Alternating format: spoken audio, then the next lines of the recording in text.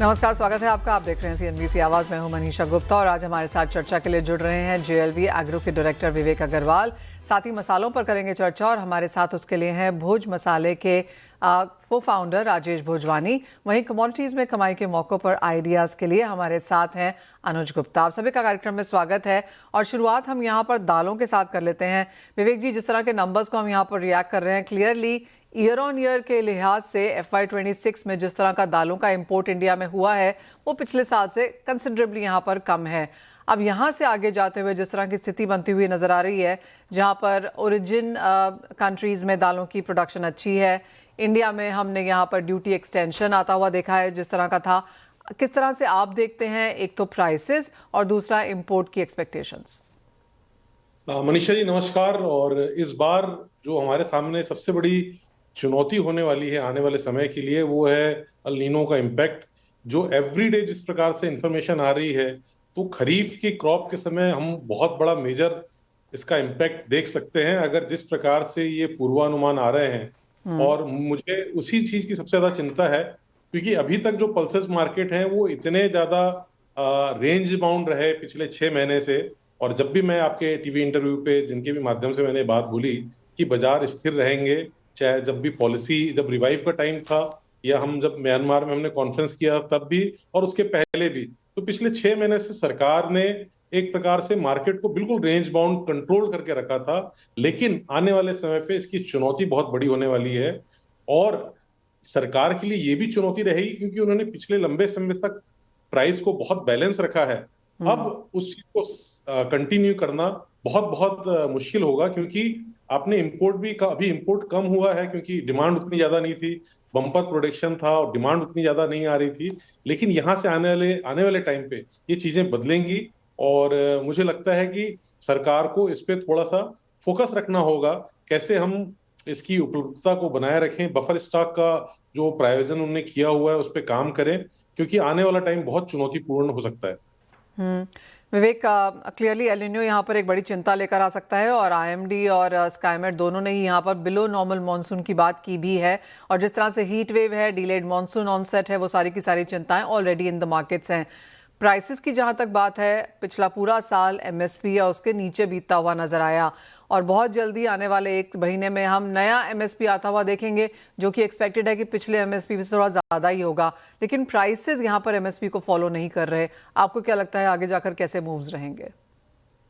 देखिए, मुझे लगता है कि इस बार MSP रिवाइव करें ना करें, प्राइसेस डेफिनेटली बढ़ेंगी क्योंकि चुनौतियां बड़ी हैं। और अगर सरकार MSP रिवाइव करती है तो अगर जो अल नीनो का इम्पैक्ट आया तो एक बड़ी चुनौती हम देख सकते हैं। और प्राइजेस यहाँ से मुझे लगता है आने वाले 1-2 महीने के बाद जून जुलाई से आपको उसका इम्पैक्ट दिखना शुरू होगा। अभी फिर भी बाजारों में गर्मियों में दालों का कंजम्पशन कम होता है, बहुत सारे बेल्ट्स पे बहुत ज्यादा गर्मी के कारण दाल की जगह लोग दूसरी चीजों में शिफ्ट करते हैं। तो जून के बाद आपको इसका इम्पैक्ट दिखेगा और मुझे लगता है प्राइजेस बढ़ेंगे और थोड़ा बहुत उस पर सरगर्मी मुझे लगता है अब ग्राउंड पे होने लगी है क्योंकि बहुत लंबे समय तक पल्सेस मार्केट एकदम साइलेंट था क्योंकि हमारे पास बहुत बड़ी मात्रा में इंपोर्ट भी था और लोकल स्टॉक भी था। अब जो है यहाँ पे लोकल सिचुएशन, जब खरीफ की जब सिचुएशन आएगी और थोड़ी कम रेन की बात रहेगी तब उस पर इम्पैक्ट देखने को मिलेगा। और मुझे लगता है सरकार इस चीज के लिए तैयार भी है, उन्होंने इस बारे में गाइडलाइन भी जारी की थी। तो आने वाला टाइम मुझे लगता है चुनौतीपूर्ण रहेगा और पल्सेस के प्राइस बढ़ सकते हैं। जो करंट MSP है उसको हम जून जुलाई के आसपास हम सोच सकते हैं कि बाजार वहां तक पहुंच जाएंगे। विवेक, आप जहां तक ओरिजिन कंट्रीज की बात है वहां पर इस बार फसल फिर अच्छी होने की उम्मीद है, तो आपको लगता है इंपोर्ट्स हम बेहतर ही आता हुआ देखेंगे? जी जी मनीषा जी, इस बार मेरे ख्याल से हमने इंपोर्ट कम किया 2025 के कंपैरिजन 2026 में हमने काफी इंपोर्ट कम किया। ऑलमोस्ट 20 से 25% इंपोर्ट कम हुआ है, ये शायद उससे ज्यादा भी। मुझे लगता है कि इस बार इंपोर्ट वापस बढ़ सकता है और सरकार के पास और बाकी मार्केट को रिकवर करने के लिए इंपोर्ट ही बहुत बड़ा साधन रहेगा। अगर अल नीनो जिस प्रकार से प्रिडिक्ट किया जा रहा है अगर ऐसा होता है तो इंपोर्ट हम इस बार बढ़ता हुआ देखेंगे और सारे ओरिजिन पे काफी अच्छी मात्रा पे क्रॉप है तो वहां से सप्लाई साइड बनी रहेगी और इंपोर्ट निश्चित रूप से बढ़ेंगे। एक फाइनल सवाल, अक्रॉस बोर्ड आपको लगता है कि प्राइसेस यहाँ पर बढ़ेंगे या फिर तुअर उड़द मूंग जैसी जो कमोडिटीज हैं यहाँ पर ज्यादा बढ़त देखने को मिल सकती है? मुझे लगता है कि अक्रॉस मूंग के अलावा मुझे लगता है बाकी सारे पल्सेस पे प्राइसेस थोड़ी बढ़ती हुई दिख रही हैं। अगर अगर मैं कंडीशन अप्लाई है कि अगर खरीफ में अल नीनो का इम्पैक्ट आता है तो। Point taken. ऑल राइट विवेक, बहुत शुक्रिया हमारे साथ आज यहाँ पर जुड़ने के लिए। तो क्लियरली एल निनो यहाँ पर सबसे बड़ा एक इम्पैक्ट रह सकता है, और जैसे विवेक हमें बता रहे हैं कि दालों पर इसका एक प्राइस सपोर्ट के तौर पर इम्पैक्ट आएगा। पिछले कई महीनों में हमने लगातार प्राइसेस में एक स्थिरता आते हुए देखी है, लेकिन जून जुलाई से तेज़ी आ सकती है। ये वो समय है जब डिमांड बढ़ती है और साथ ही साथ एक क्लैरिटी आ जाएगी मॉनसून को लेकर कि किस तरह का वो है, और उस समय में प्राइसेस को सपोर्ट आएगा। FY27 में यहाँ पर इंपोर्ट्स फिर से बढ़ते हुए नजर आ सकते हैं, और मूंग छोड़कर बाकी सारे दालों में बढ़त की प्राइसेस में यहाँ पर एक्सपेक्टेशन भी है। एक और एरिया जहां पर लगातार बढ़त हमने आते हुए देखी है वो है मसाले, और हमारे साथ भोज मसाले के को फाउंडर राजेश भोजवानी हैं।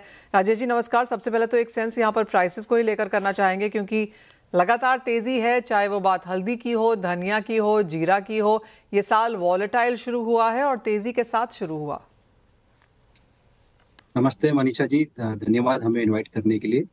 मसालों में ओवरऑल डिमांड एक स्टेबल है, लेकिन एक वेदर के और अराइवल और एक्सपोर्ट के सेंटीमेंट के हिसाब से एक सिलेक्टिव मूवमेंट देखने को मिल रहा है। अगर मैं जीरे की बात कहूँ तो जीरे में रिसेंट में वॉलेटिलिटी के बाद अभी रेंज बाउंड रहा है। एक्सपोर्ट की डिमांड और स्टॉक सेंटीमेंट डिसाइड करेगी। यहाँ से डाउन साइड लिमिटेड है। धनिया में न्यू अराइवल्स का प्रेशर बन सकता है, लेकिन लोअर लेवल्स पे काफ़ी बाइंग आ रही है, तो आपको एक इंटरेस्ट मिल रहा है। तो मीडियम टर्म में मैं आपको बोलूंगा एक स्टेबल टू पॉजिटिव है धनिया की साइड पे। हल्दी में एक काफी रिकवरी आई है। ओके, एक सपोर्ट दिख रहा है, सीजनल डिमांड है इस समय, और स्टॉकिस्ट भी ग्रेजुअल बाय कर रहे हैं इस समय हल्दी में। अगर मैं मिर्ची की बात करूंगा तो मिर्ची में क्वालिटी डिमांड चल रही है इस समय, और सप्लाई और क्रॉप का एस्टिमेट के हिसाब से सिलेक्टिव हमें फर्मनेस दिख रही है इस समय करके। ओवरऑल अगर मैं बात को करूँ आपको मसालों के साइड पे, तो एक short term commodity specific movement रहा है इस समय, लेकिन ब्रॉड बेस एक रैली तब होगी जब एक डिमांड और एक्सपोर्ट का मोमेंटम स्ट्रांग होगा करके।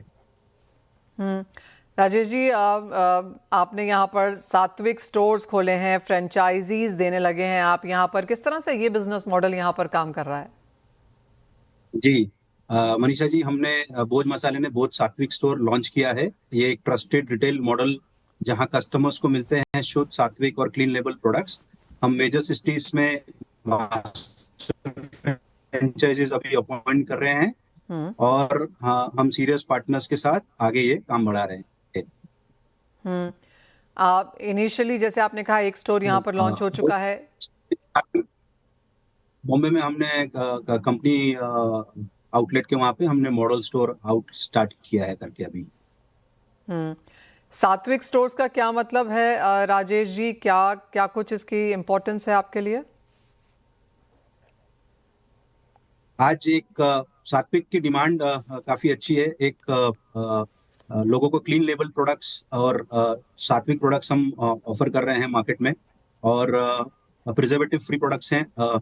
इसकी यूसेज काफी इंक्रीज हुआ है, काफी सारी एजुकेशन हुई है मार्केट में, और लोग प्रेफर कर रहे हैं क्लीन लेबल प्रोडक्ट्स यूज करने के लिए, इस्तेमाल करने के लिए। राजेश जी, आपने कहा कि काफ़ी सारी कॉन्वर्सेशन यहाँ पर सीरियस पार्टनर्स के साथ है, तो क्या ये मेट्रोज हैं, टियर 2 सिटीज़ हैं, कहाँ कहाँ पर ये पार्टनरशिप देख रहे हैं आप?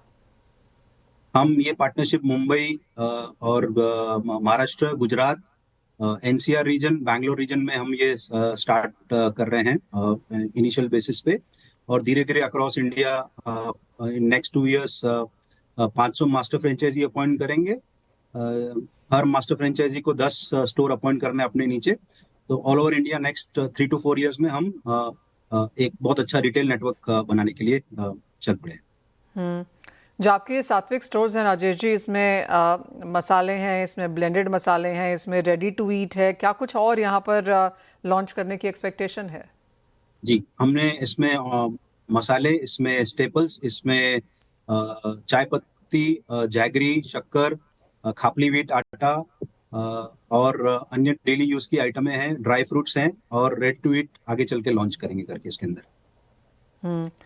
ब्लेंडेड की जहाँ तक बात है राजेश जी, एक तो आप मसालों से इतना सारा कुछ क्यों लॉन्च कर रहे हैं वो बताइए, और दूसरा जहाँ तक ब्लेंडेड मसालों की बात है, किस तरह का ग्रोथ वहाँ पर हमने बनता हुआ देखा है?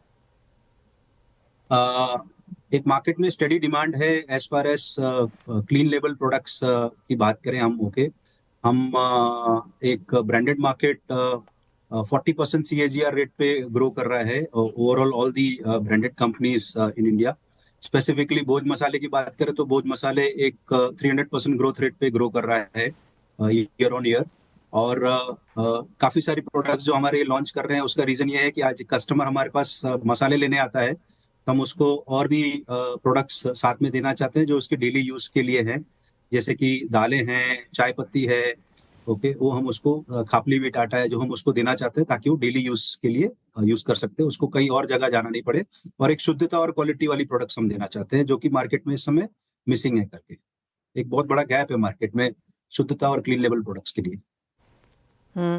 और ब्लेंडेड मसालों की जहाँ तक ग्रोथ की बात है उसे आप कैसे देखते हैं? बिकॉज रेडी टू ईट मसाले, ब्लेंडेड मसाले यहाँ पर काफी और कंपनीज भी लॉन्च करती हुई नजर आई हैं। करेक्ट। तो spice market as such India का 3 लाख करोड़ का एक स्पाइस मार्केट है overall on the market perspective, जिसमें एक प्रीमियम और सेगमेंटेड और ब्रांडेड मार्केट्स ओनली 30% कमांड करती है, विच इज लाइक 80,000 करोड़ का मार्केट है करके। तो ये ऑर्गेनाइज्ड प्लेयर्स 30% है, अनऑर्गेनाइज्ड प्लेयर 70% है इस समय मार्केट में। तो ये ग्रोथ हमेशा ऑर्गेनाइज्ड प्लेयर को अपॉर्चुनिटी रहेगी ग्रो करने के लिए करके। And as I said earlier also 40% CAGR पे ग्रोथ कर रही हैं ब्रांडेड कंपनीज इंडिया में। हम खुद 300% पे ग्रो कर रहे हैं इस समय। राजेश जी, जहाँ तक ओवरऑल मसालों की बात है, जिस तरह की यहाँ पर वॉल्टिलिटी है, प्राइसेस में उठापटक है, उससे कैसे डील कर रहे हैं आप? तो हम लोग हेज की टेक्निक अपनाते हैं। हमेशा बाइंग अपॉर्चुनिटी हम लोग ढूंढते हैं और जब भी सीजन आती है उस तरह से बाय करते हैं, कोल्ड स्टोरेज में स्टोर करते हैं और रेगुलरली हमारा बाइंग कंटिन्यूसली रहता है करके। तो उस हिसाब से हमारा प्राइस वॉलेटिलिटी हम मेंटेन करते हैं। Fair point that. Rajesh ji, बहुत शुक्रिया आज यहाँ पर साथ जुड़ने के लिए और बधाई हो आपको सात्विक स्टोर्स यहाँ पर लॉन्च करने के लिए। और जैसे आपने कहा कि अगले 2 साल में 500 मास्टर फ्रेंचाइजीज यहाँ पर करने का इरादा है, तो ऑफकोर्स उसके लिए भी आपको ऑल द बेस्ट। वेल, इसी के साथ एक ब्रेक का भी समय है। लौटेंगे और हमारे साथ होंगे अनुज गुप्ता। उनसे लेंगे ट्रेडिंग स्ट्रैटेजीज और अंडरस्टैंडिंग मार्केट की कि किस तरह से ऐसे बाजार में कारोबार किया जाना चाहिए।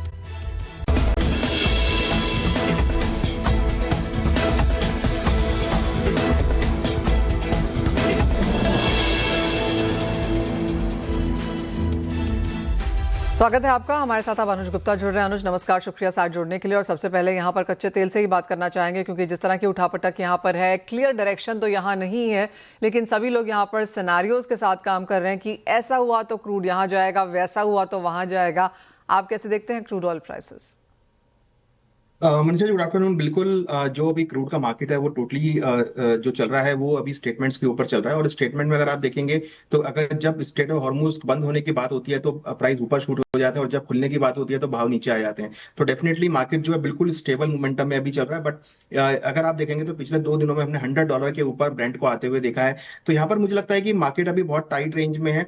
फिलहाल 95 और 105 ये एक रेंज बन गई जिसके अंदर हम यहाँ पे ट्रेड होता हुआ देख रहे हैं। मगर जिस तरीके से एस्केलेशन हुआ है यूएस और ईरान के वॉर के बीच में, तो मुझे लगता है कि अभी क्रूड के भावों में आपको सेंटीमेंट पॉजिटिव होता हुआ देखने को मिल सकता है और यहाँ पे खरीदारी देखी जा सकती है। हमें लगता है कि ऊपर में 102 से लेकर $103 तक के लेवल ब्रेंट में देखने को मिल सकते हैं। साथ ही जिस तरह के नंबर्स हमने यहाँ पर नेचुरल गैस में आते हुए देखे, अनुज, वहां पर आपको क्या लगता है? आज ऑफ कोर्स तेजी है कच्चे तेल और सारे प्रोडक्ट्स में, लेकिन या यहाँ पर भी बढ़त की एक्सपेक्टेशन? देखिए, बिल्कुल नेचुरल गैस अगर आप देखेंगे तो एक ओवरसोल्ड टेरिटरी में थी। हमने 240 तक के लेवल लो बनते हुए देखे थे, वहां से अच्छी रिकवरी आती हुई दिखाई दी है। कहीं ना कहीं स्ट्रेट ऑफ हॉर्मुज का भी असर यहाँ पे रहा है। और दूसरी बड़ी बात की प्राइसेस जो है, जो इन्वेंट्रीज है वो यहाँ पर स्टेबल होती हुई दिखाई दी है। मुझे लगता है कि प्राइसेस ओवरसोल्ड होने की वजह से यहाँ से बाउंस बैक लेते हुए दिख रहे हैं और हमें लगता है कि एक अपसाइड मोमेंटम जो है नेचुरल गैस में यहाँ पर देखा जा सकता है। कहीं ना कहीं प्राइस ओवरसोल्ड होने की वजह से खरीदारी यहाँ पे देखने को मिल रही है। हमें लगता है कि ऊपर में 260 265 तक के लेवल नेचुरल गैस में देखे जा सकते हैं। नेचुरल गैस एक ओवरसोल्ड होने की वजह से हमें लगता है कि बाइंग यहाँ पर रहेगी, प्लस जो ये जियोपॉलिटिकल कंसर्न्स हैं उसकी वजह से भी नेचुरल गैस को सपोर्ट मिल सकता है। सोना आपकी स्क्रीन पे लेके आएंगे क्योंकि कल कुछ मुनाफा वसूली के साथ कारोबार था। एक्चुअली 3% की गिरावट सोने में देखने को मिली, 5% की गिरावट यहां पर चांदी में भी थी। तो $80 का जो लेवल है चांदी के लिए एज ऑफ नाउ रेजिस्टेंस के तौर पर है और सोना इन सम सेंस यहां पर 4800 के आसपास पाइवॉट करता हुआ दिख रहा है। अनुज, यहां पर क्या करने की राय देंगे? देखिए, गोल्ड अगर आप देखेंगे तो काफी टाइट रेंज में रहा। कल हमने इसमें बड़ा सेल ऑफ आते हुए देखा था, ऑलमोस्ट करीबन $100 के आसपास की गिरावट यहाँ पे देखी थी और $4668 तक के लेवल यहाँ पे बना लिए थे। वहां से वापस बाउंस बैक होकर अब भाव करीबन $47-57 के आसपास चल रहे हैं। और अगर हम डोमेस्टिक मार्केट की बात करें तो वहां भी करीबन 1,53,000 के आसपास के लेवल यहाँ पर आते हुए दिखाई दिए। मुझे लगता है कि यहाँ पर जो प्राइस है वो थोड़े से रेंज में है। अगर आप पिछले 15 से 20 दिनों के देखेंगे तो काफी एक रेंज में ही प्राइस ट्रेड होते हुए नजर आए हैं। कोई बड़ा ब्रेकआउट या बड़ा ब्रेकडाउन यहाँ पर होता हुआ नहीं दिखा है। मुझे लगता है कि यहाँ पर अभी गोल्ड के भावों में आपको एक रेंज बाउंड मोमेंटम देखा जा सकता है। हालांकि अगर प्राइस 1,50,000 1,51,000 के आसपास मिलते हैं, करीबन $4650 के आसपास, तो वहां पर खरीदारी आपको देखने को मिलेगी और $4800 के आसपास आपको बिकवाली देखने को मिलेगी। तो बहुत रेंज बाउंड मोमेंटम रहेगा। बट मुझे लगता है कि कहीं ना कहीं जिस तरीके से जियोपॉलिटिकल कंसर्न्स हैं और हो सकता है कि अगर स्टेट ऑफ हॉर्मुज ओपन होता है या जियोपॉलिटिकल टेंशन ईज ऑफ होती है तो गोल्ड में आपको खरीदारी देखने को मिल सकती है। तो थोड़ा वेट एंड वॉच करने की सलाह रहेगी। अगर प्राइस 1,51,000 के आसपास मिलते हैं तो वो एक अच्छा बाइंग जोन रहेगा खरीदारी के लिए। अनुज, साथ ही साथ अगर कोई लॉन्गर टर्म यहाँ पर देखना चाहे तो उसके लिए क्या राय है? ये तो ट्रेड की अपॉर्चुनिटी है ऑफ कोर्स, लेकिन अक्षय तृतीया भी गया, काफी लोगों ने खरीदारी करी है। जानना चाहते हैं कि अगले साल उसके बाद किस तरह का एक लॉन्गर टर्म 1 से 2 साल का व्यू क्या है? ये 1 से 2 साल का व्यू तो अभी कहना मुश्किल है, बट मुझे लगता है कि दिवाली तक आपको अगेन गोल्ड के भाव $5200 के आसपास और करीबन 1,60,000 1,65,000 तक के लेवल आपको देखने को मिल सकते हैं। क्योंकि हमारा मानना है कि ये जो वॉर है ये जल्दी ही यहाँ पर ईज ऑफ होती हुई दिखाई देगी, सीज फायर यहाँ पर होता हुआ दिखाई देगा। तो उससे काफी हद तक मार्केट को सपोर्ट मिलेगा। प्लस यहाँ पे डॉलर इंडेक्स में हम देख रहे हैं कि 100 के ऊपर टिक नहीं पा रहा है और वहां पे प्रॉफिट बुकिंग आती हुई दिख रही है। तो हमारा मानना है कि दिवाली तक आपको अगेन गोल्ड के भाव $5200 तक के लेवल दिखा सकता है। खरीदारी यहाँ पर आती हुई दिख रही है। इंटरेस्टिंगली अगर आप देखेंगे तो गोल्ड ईटीएफ के अंदर काफी बड़ा ये जो इन्फ्लो है वो यहाँ पर आता हुआ दिखाई दे रहा है। और सेंट्रल बैंक की खरीदारी अगर हम पर्टिकुलर चाइना की बात करें तो कंटिन्यूसली बनी हुई है। तो ये दो फैक्टर हैं जो इन्वेस्टमेंट डिमांड को यहाँ पे बूस्ट करते हुए नजर आ रहे हैं। तो मुझे लगता है कि अगर हम दिवाली तक का व्यू लेके चले तो आपको $5200 तक के लेवल और करीबन 1,65,000 तक के लेवल आपको गोल्ड में देखने को मिल सकते हैं। मेटल्स आपकी स्क्रीन पर लेके आएंगे क्योंकि यहाँ पर हल्की सी तेजी के साथ आज कारोबार था। कल ऑफ कोर्स मुनाफा वसूली वाला दिन था, लेकिन आज की अगर बात की जाए तो कॉपर आपकी स्क्रीन पर है, करीब करीब 1% की तेजी। जिंक का भी काफी हद तक यही हाल है और साथ ही हमने एल्यूमिनियम में भी यहाँ पर फिर से बढ़त लौटते हुए देखी है। तीनों ही मेटल्स एक एक कर यहाँ पर अनुज चढ़े हैं। सबसे पहले एल्यूमिनियम में तेजी आई, उसके बाद कॉपर थोड़ा सा वापस लौटा और पिछले कुछ दिनों में यहाँ पर जिंक में अच्छी खासी बढ़त है, जहां पर जिंक का वॉर के साथ कुछ लेना देना नहीं है, लेकिन एक स्ट्रक्चरल बुलिशनेस हमने यहाँ पर आते हुए देखी है। देखिए, बिल्कुल एल्युमिनियम यहाँ पर अगर आप देखेंगे तो अपने रिकॉर्ड हाई के आसपास ट्रेड करता हुआ नजर आ रहा है। इनफैक्ट रिकॉर्ड हाई बना रहा है। तो यहाँ पर तो अच्छा खासा मोमेंटम बना है। टेक्निकल चार्ट्स पे भी स्ट्रॉन्ग मोमेंटम है। इन्वेंट्री भी कुछ यहाँ पे लोअर होती हुई दिखाई दी है। मुझे लगता है कि एल्युमिनियम में जो तेजी बनी है ये कंटिन्यू यहाँ पे रह सकती है और ऊपर में हमें लगता है कि 375 378 तक के लेवल देखे जा सकते हैं। हालांकि अब जो है अप्रैल कॉन्ट्रैक्ट की एक्सपायरी होगी एमसीएक्स में, मगर जिस तरीके का ट्रेंड बना है लगता है कि ये जो तेजी एल्युमिनियम में यहाँ पे कंटिन्यू हो सकती है। साथ में अगर हम जिंक की बात करें तो जिंक के अंदर भी हमने काफी अच्छा मोमेंटम बनता हुआ देखा है। हालांकि थोड़ा कंसोलिडेशन यहाँ पे रहा है, बट एक अगर आप रैली देखेंगे जो कि 19 मार्च से चालू हुई थी, वो कंटिन्यूअसली यहाँ पर एक मोमेंटम है। करीबन 1.5 महीना हो गया एक अच्छी खासी रैली बनते हुए और आज भी एक अच्छा मोमेंटम है। तो जिंक में भी हमें लगता है कि जो ट्रेंड बना है ये पॉजिटिव रहेगा। टेक्निकल चार्ट्स पे स्ट्रॉन्ग मोमेंटम है। चांसेस है कि ऊपर में जो भाव है दोबारा से एक बार 350 355 तक के लेवल को टेस्ट कर सकते हैं। तो खरीदारी की ही सलाह जिंक के अंदर भी रहेगी। और रुपए में आपको यहाँ पर क्या लगता है? क्योंकि आज तो अच्छी खासी गिरावट के साथ यहाँ पर हमने बाजार खुलता हुआ देखा, मेजरली वो भी इसलिए क्योंकि सीज फायर जरूर एक्सटेंड हुआ है लेकिन पीस टॉक्स नहीं है। स्टेट ऑफ हॉर्मुज का क्या हाल है हमें पता नहीं है, तो एक प्रेशर यहाँ पर रुपए में लौटा है। साथ ही साथ जिस तरह से आरबीआई ने यहाँ पर 1 अप्रैल वाले जो कुछ मेजर्स हैं एनडीएफ मार्केट के वो यहाँ पर विड्रॉ किए हैं, उसका भी प्रेशर यहाँ पर है।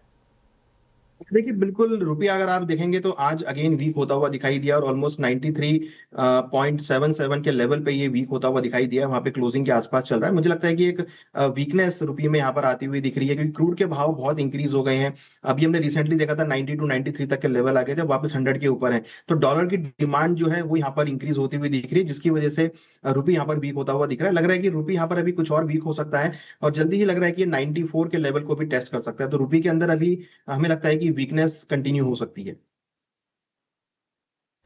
डॉलर इंडेक्स को क्या आप कैसे देखेंगे आप, क्योंकि हमने 100 के लेवल्स देखे, उसके बाद 98 के नीचे गया, 97 तक भी जाता हुआ नजर आया और उसके बाद कुछ स्थिरता यहाँ पर भी। देखिए बॉन्ड यील्ड में भी थोड़ी हमने गिरावट आती हुई देखी है, प्लस डॉलर इंडेक्स भी यहाँ पे कहीं ना कहीं थोड़ा लिक्विडेट हुआ है हायर लेवल से। हालांकि 98 के आसपास ये ट्रेड कर रहा है, थोड़ा रेंज बाउंड यहाँ पर हो गया पिछले 5-6 दिनों से लगातार मोमेंटम में। हमने यूएस के डेटा बहुत रेंज में आते हुए देखे थे। हालांकि लास्ट वीक अनएम्प्लॉयमेंट क्लेम्स जो है वो पॉजिटिव आया था, बट यूएस की जीडीपी में हमने कुछ गिरावट आते हुए देखी थी। पर्सनल इनकम, पर्सनल स्पेंडिंग्स जो डेटा थे वो खराब डेटा आए थे। तो मुझे लगता है कि डेटा का काफी इफेक्ट यहाँ पे आता हुआ दिख रहा है, और वॉर की वजह से जो यूएस की इकोनॉमी है वहां पर कहीं ना कहीं डेंट पड़ता हुआ दिख रहा है। ये डेटा से साफ दिख रहा है। तो उसकी वजह से हम देख रहे हैं कि जो डॉलर इंडेक्स है वो यहाँ पर नेगेटिव रोल प्ले करता हुआ दिख रहा है। तो यही एक इंपॉर्टेंट चीज है, अगर डॉलर इंडेक्स कंटिन्यू नेगेटिव होगा तो आपको अदर एसेट क्लास में अच्छा खासा रिकवरी देखने को मिलेगी। फिलहाल लगता है कि डॉलर इंडेक्स में जो ट्रेंड बना है थोड़ा सा नेगेटिव है, और नीचे 98 97.50 तक के लेवल आपको डॉलर इंडेक्स में देखने को मिल सकते हैं। और जाते जाते एक फाइनल कॉल यहाँ पर एग्री कमोडिटीज पर, अनुज अगर आप वहां पर कुछ देख रहे हो। देखिए एग्री कमोडिटी में हमें लगता है कि मसालों में एक अच्छी रिकवरी देखने को मिल सकती है, क्योंकि कहीं ना कहीं अल नीनो का जो असर है वो सभी कमोडिटी में दिख रहा है। तो हमें लगता है कि मसाले और दालें जो है यहाँ पर एक अच्छा परफॉर्म कर सकते हैं। हालांकि काफी सबड्यूड मोमेंटम देखने को मिला है, बट चांसेस लग रहा है कि अल नीनो का असर और कहीं ना कहीं जो एक्सपोर्ट डिमांड है वो भी यहाँ पर आ सकती है, तो उसका असर भावों पर रहेगा। तो हमें लगता है कि मसालों में और दालों में एक रिकवरी देखने को मिल सकती है। ऑलराइट, तो तेजी यहाँ पर मसालों में देखने को मिल सकती है। बाइंग रिकमेंडेशंस यहाँ पर मेटल्स में है, सोना चांदी भी यहाँ पर बेहतर नजर आता है। तो कमोडिटी मार्केट्स के लिए कुछ सपोर्टिव फैक्टर्स यहाँ पर आगे जाकर भी जारी रह सकते हैं, जो ऑफ कोर्स हमें यहाँ पर प्राइस एक्शन के तौर पर मिलेंगे। आज आपको एक और चीज़ बता दें कि यहाँ पर सूत्रों के हवाले से खबर है, और इस तरह से काफ़ी सारी हमें शुगर इंडस्ट्री भी ये बता रही है कि आने वाले समय में यहाँ पर E85 और E100 यानी कि जो एथेनॉल ब्लेंडिंग है उसका जो कोशिश है, यहाँ पर सरकार जल्दी ही इसकी टेस्टिंग यहाँ पर कर सकती है। E20 यानी कि 20% ब्लेंडिंग एथेनॉल की पेट्रोल के साथ एज ऑफ नाउ जारी है। वो मैंडेटरी है 1 अप्रैल से across pump stations across India वो यहाँ पर है।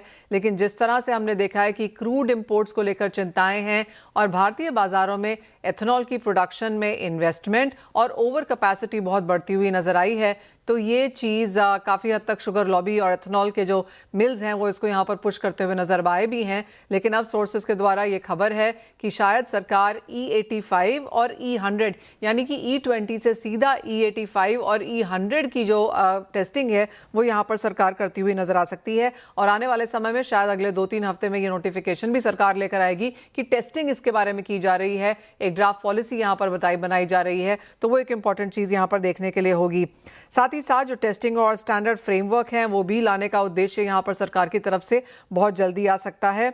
नए नियम पूरे उद्योग के सामान यहाँ पर लेके आए जाएंगे, पारदर्शिता यहाँ पर लाने की बात की जा रही है, और उच्च एथेनॉल ब्लेंड के जो रोल आउट्स हैं वो पहले के लिए उनके लिए हिसाब से उनकी दिशा और निर्देश यहाँ पर तय होंगे। आपको याद दिला दें कि E20 का लक्ष्य यहाँ पर बहुत जल्दी हासिल किया गया था, उसकी टाइमलाइन 2026 थी, लेकिन 2025 में ही हमने वो लक्ष्य यहाँ पर पूरा होता हुआ देखा। अब क्योंकि यहाँ पर इन्वेस्टमेंट्स काफ़ी ज़्यादा हो चुकी हैं, एथेनॉल की कैपेसिटी है यहाँ पर, आगे और इन्वेस्टमेंट्स पाइपलाइन में हैं, तो ये एक चीज़ है जो इंडस्ट्री काफ़ी समय से मांग रही थी। और अब जिस तरह की दिक्कतें हैं तो एथेनॉल ऑफकोर्स एक इम्पॉर्टेंट स्टोरी के तौर पर यहाँ पर उभरता हुआ नजर आया है, और हमने उसी का एक इम्पैक्ट यहाँ पर आता हुआ देखा भी है। मौजूदा E20 पॉलिसीज में E85 और E100 शामिल नहीं है, तो ये एक नया चीज़ लेकर आना होगा सरकार को, एक नया नोटिफिकेशन इसी लिहाज से लेकर भी आना होगा।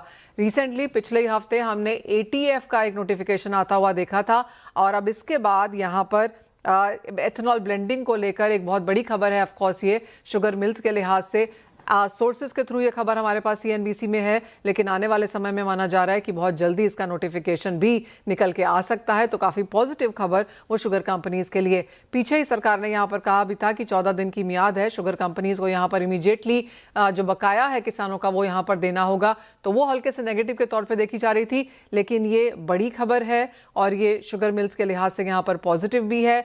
एज ऑफ नाउ आपको याद दिला दें कि ये खबर हमारे पास सोर्सेज के थ्रू है, लेकिन एक्सपेक्टेशन ये है कि आने वाले 1 से 2 हफ्ते में सरकार की तरफ से ये नोटिफिकेशन आ सकता है। काफ़ी अच्छी खासी यहाँ पर बातचीत भी जारी है, और इसी के साथ साथ सरकार शायद फ्लेक्सी फ्यूल्स के ऊपर भी कुछ लेके आ सकती है, क्योंकि अगर आप एथेनॉल ब्लेंडिंग 85 और 100 पे लेके जा रहे हैं तो फ्लेक्सी फ्यूल्स यानी कि जो करंट कार्स हैं वो शायद E100 नहीं ले पाएंगी, तो फ्लेक्सी फ्यूल्स की बात भी यहाँ पर साथ साथ में आएगी। तो ये नोटिफिकेशन, टेस्टिंग और साथ में फ्लेक्सी फ्यूल का पॉलिसी चेंज, ये सारी की सारी चीज़ें एक साथ में शायद यहाँ पर आ सकती हैं और क्लियरली शुगर सेक्टर के लिए ये काफ़ी पॉजिटिव है। इसी के साथ फिलहाल इस कार्यक्रम में इतना ही समय है, मुझे दीजिए इजाज़त। हम लेकर आएंगे आवाज़ समाचार।